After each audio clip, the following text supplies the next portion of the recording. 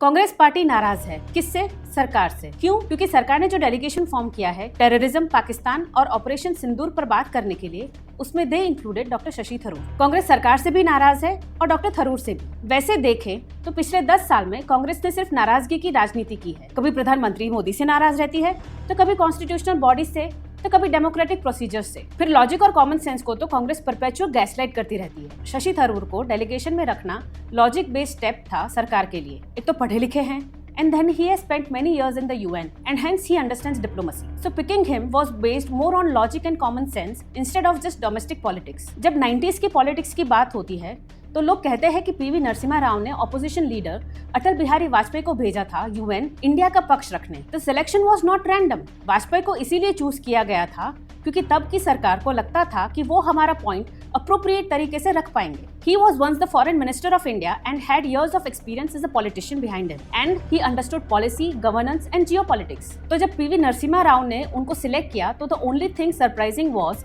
that he was leader of opposition. Hence the selection of Dr. Tharoor should not come as a surprise. और रही बात कांग्रेस द्वारा थरूर का विरोध करने की, तो जैसे मैंने शुरू में ही कहा था कि पार्टी विरोध और नाराजगी से आगे कुछ देख ही नहीं पाती। Whatever be the reason, Congress is clueless when it comes to which side to pick. शायद वो हर बात का इसीलिए विरोध करती है कि कहीं ना कहीं तो तुक्का लग ही जाएगा और जनता साथ आकर खड़ी हो जाएगी। गुजराती में कहावत है, हारेलो जुगारी बमणू रमे। A person who is losing the Gamble will double his stakes.